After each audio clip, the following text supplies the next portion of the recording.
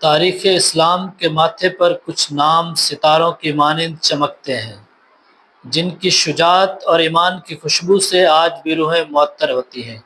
انہی عظیم ہستیوں میں ایک قداور نام حضرت سعد بن ابی وقاص رضی اللہ تعالیٰ عنہ کا ہے، جو فہم و فراست، استقامت اور پیکر وفا بن کر ابھرے۔ آپ وہ خوش نصیب ہیں جنہیں دنیا میں ہی جنت کی بشارت دی گئی، اور جن کی تیر اندازی پر خود صاحب قرآن صلی اللہ علیہ وسلم نے فخر فرمایا۔ سعد بن ابی وقاص رضی اللہ تعالیٰ عنہ عشرہ مبشرہ میں سے ایک، اور وہ پہلے شخص ہیں جنہوں نے اسلام کی راہ میں تیر چلایا۔ وہ فارس اسلام کہلائے، جن کے ذریعے اللہ نے فارس یعنی ایران کے علاقے فتح کروائے۔ نبی کریم صلی اللہ علیہ وسلم نے ان کے لیے دعا فرمائی، اے اللہ اس کے تیر کو درست نشانے پر پہنچا اور اس کی دعا کو قبول فرما۔ سعد رضی اللہ تعالیٰ عنہ ایک پست قد، مضبوط جسم والے آدمی تھے۔ ان کا جسم بھاری، سر بڑا، انگلیاں موٹی، بال گھنگریالے، جسم پر بال زیادہ، رنگ گندمی، ناک چپٹی تھی، اور وہ بہت تیز نظر رکھتے تھے۔ وہ سیاہ خضاب استعمال کرتے تھے۔ ان کی پیدائش بعثت نبوی صلی اللہ علیہ وسلم سے 19 سال پہلے مکہ میں ہوئی۔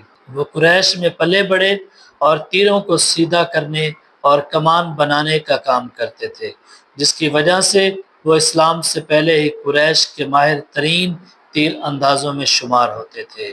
مکہ کی ایک رات جب سعد رضی اللہ تعالیٰ عنہ 17 سال کے نوجوان تھے، وہ کعبہ کی ایک چٹان پر بیٹھے اور غور و فکر کر رہے تھے۔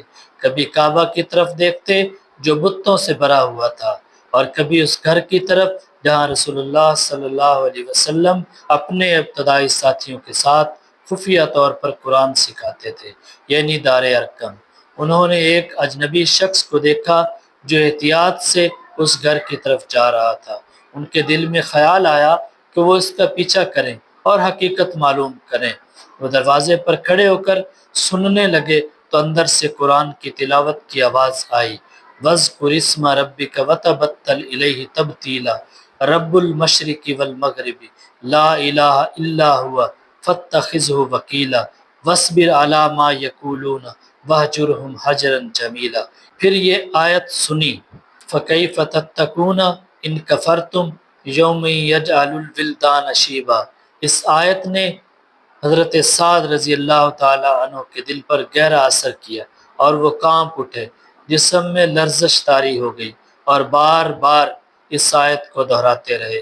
پھر حیرت اور خوف کے عالم میں واپس لوٹے اور اس دن کے بارے میں سوچتے رہے۔ اگلی صبح وہ حضرت ابوبکر صدیق رضی اللہ تعالیٰ عنہ کے پاس گئے، ان سے قرآن سنا اور اسلام کے بارے میں سوالات کیے، یہاں تک کہ اللہ نے ان کا سینہ ایمان کے لیے کھول دیا، اور وہ ان کے ہاتھ پر ایمان لائے اور اسلام قبول کرنے والوں میں 7ویں فرد تھے، اور بنو زہرہ میں سب سے پہلے مسلمان بنے۔